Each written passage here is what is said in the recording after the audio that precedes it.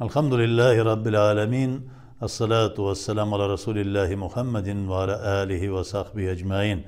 Esselamu aleyküm ve rahmetullahi ve berekatuhu. Peygamberimiz sallallahu aleyhi ve sellem'nin aytgan bir hadisi var. Benim sünnetimde hem minnet soň kelgen Hulafai Raşidin sünnetinde bulganlar adaşmaz. Alar toğry yolda bulurlar diye. Peygamberimiz sallallahu aleyhi ve sellem özü okuyan vakitte ana tüngi namazga tura 8 rakat okuyda. Sahabeler de sikirişip tura.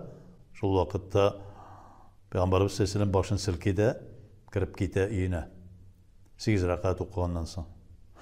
İkinci gününü qari indi bütün meşit dolgan. Üçüncü gününü halık ezirlenip bütün meşit şığırım dolgan, ezirlenip kütüp oturalar Peygamberimiz sallallahu aleyhi ve sellem'nin şuşulay namazga şıkkanına. Şıkmay, taň ata, erteňe namaz vakti jite.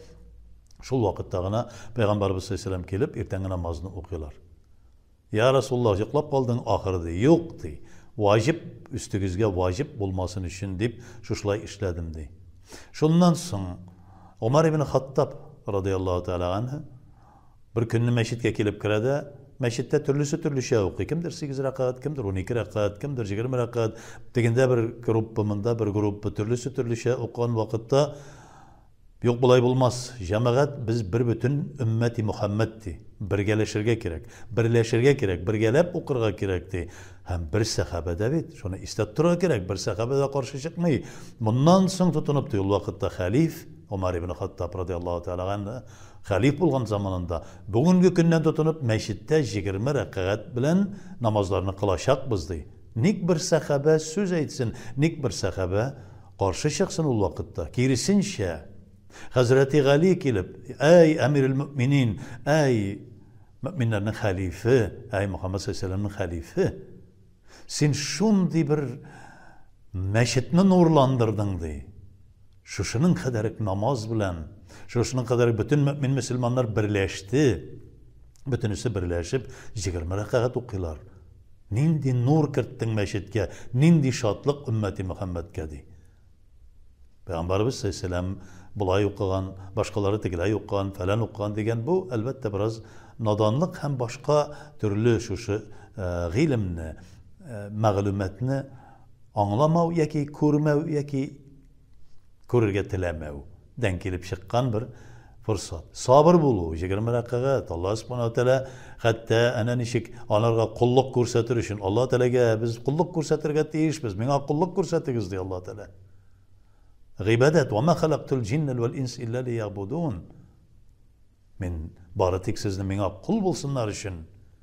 Özümni hoja ettirip tanıtır üçün men sizge şulay bu gibadetlerini birdim di. Ana Allah Teala nişik nasip etse biz zarlanmışa sabırlık bilen şunu öteybiz. Allah subhanahu teala bizge bir nidir kiyim, bir nidir turmuş, sağlık, selametlik berdiyse Allah'a şükür. Avru berse ya Rabbim senin kudretin kin.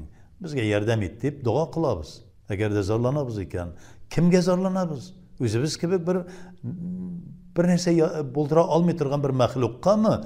Kimden zarlanabız? Bizni hem ul mahlukni bar kılgan Allah Teala'dan zarlanabız mı? Kimge hem kimden zarlanabız? Ağır beyt. 20 rakat ağır beyt. Uraza tutu ağır beyt. Zekat beru malını bitirir. Nişik berim min şunun kadarık mal. Nişik min şuşlarga fitranını berim falan tüken. Sabır. Sabırlık bilen biz bu dünyada yaşayız. Özümüzge şuşu bir tertipini buldurmazsak. Ey mümin Müslümanlar, şuşu tertipini buldurmasak, şuşu tertipini özümüzge singdirmezsek, bizden fayda yok. Özümüzge de, başkalarına da, cemiyetke de. Nişik fayda getirirge, nişik bu tertipini buldururga tiyişli. Elbette ana meşitlerge jiyilabız. Meşitlerge kirgen vakitte kaybirevler, dom Allah, bu Allah Teala yurtu, min tiled nerseminde işleyim, tegiley falan fesmeten imamlar bilen, şundağı vaktörler bilen, başkalar bilen tartkalaşa başlay, tegiley söz kütere, tavuş kütere, tanglamagan itine, min bulay, min tegileydi. Lakin meşitke kirgen vakitte ok, meşitnin işiklerine jabıştırılgan, meşitke kiru duası deyip yazılıp koyğanga ihtibar etmi ahırısı. Yaki ihtibar etse de şunu uylamay ahırısı. Nerse deyip yazılgan? Allahümme iftah lana abwab rahmetike ve ağliq lana abwab gazabike. Ya Rabbim cennet ışıklarını aç da cehennem ışıklarını yap, gazab ışıklarını yap. Cennet ışıklarını aç.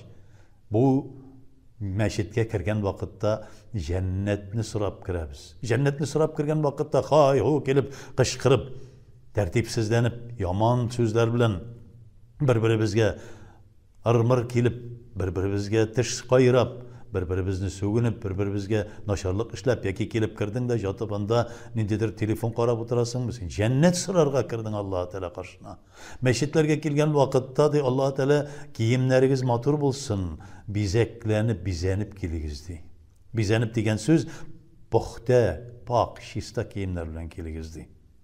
Hem indi kelgeçte Muhammed Aleyhisselam'ın aytgan sözleri sarımsak, soğan, aşı turma gibi kişilerge bir rahatsızlık getire turgan, kıyınsıta turgan isle rızıklar aşamağız. Tenlerigizden naşar isler kelmesin. Pak kiyimler bilen kirgizdi. Tertipli buluguz.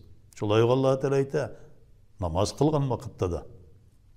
Yani innallah yuhibbu Allah Teala siye şundilarını en yuqatilunhum fi sebilillahi saffen tügel ettirip, bütünüsü bir tüslü, bütünüsü bir tigiz ettirip bulgan saf. Saf degen söz yani bütünüsü bir tüslü. Bütünüsü birbirsinden ayrılmay. Hazreti Ali'nin sözünü iske düşürüge gerek. Taravih namazında Umar ibn Hattab 20 rakaat ettirip bilgilegenden soň şundan soň ya Emiril Müminin ya Resulünün halife ya Umar nindi nur kirttin meşitke di. Bütün ümmeti Muhammed mümin Müslümanlar birden buldular. Bütünüsü bir tüslü okuyorlar. Meşit nurlandı di. Subhanallah. Şunu talep ete Peygamberimiz sallallahu aleyhi ve sellem de bu cennet orunlardı. Namazga Peygamberimiz sallallahu aleyhi ve sellem miğrajga aşkan kibik miğrajda nişik Allah Teala karşında basıp durgan kibik müminlerinin benim ümmetimnin miğrajı 5 vakit namaz dedi Peygamberimiz sallallahu aleyhi ve sellem. Allah Teala karşına şıkkan vakitte onun karşısına baskan vakitte meşitnin işiginden kirgen vakitte cennet kapkalarını aç ya Rabbim deyip kiremiz de hem şolay yok tip tigiz etip bütünümiz bir bulup birden bulup bugün gündeki kayber meşitlerde kütüp duralar imam okup bitirgenin de özlerine bir cemaat bulup okup biz bu cemaatke koşulmayız çünkü onlar tegiler falan fesmeten türlü gayipler izlevşiler elbette Allah subhanahu teala tevfik hidayet versin onlarga. Onlar şeytanga iyerüşiler. Şeytan jırıncırlavşılar. İblis lagnetullahi aleyhinin Hizbuş Şeytan degen partisine kirge matışalar. Ne için? Çünkü Peygamberimiz sallallahu aleyhi ve sellem'nin ümmeti Muhammed ümmetim deyip jılağanı Halefay-ı Raşidin bütünüsü birleştirüleri yani Kur'an'ı Osman ibn Affan birleştire. Bütünüsü bir tüslü okusun deyip namazlarını bütünüsü bir tüslü okusun deyip Umar ibn Hattab birleştire. Zekatlarını bütün sadakalarını bütünüsün bir türlü tülesinler, bir urunga tülesinler deyip Ebu Bakır Siddiq. G'ilim bir tüslü bulsun deyip Hazreti Gali birleştirgenler mümin Müslümanlarını bir tüslü bulsunlar deyip hatta fitne şıkkaşta Mugaviye İbn Abu Sufyan fitne çıkargan vakitte da onda da birleştire. Hariciler fitne çıkarganda da onda da birleştire. Birge bulayıktı Hazreti Gali kerramallahu vecihahu. Agar da bugün günde biz şuşulay birden bulgan, şuşu tertip deyişli bulgan meşitlerimizde sabırsızlanıp başka türlü yol bilen barabız iken elbette biz naşar yolda bulabız. Bölüşü bulabız.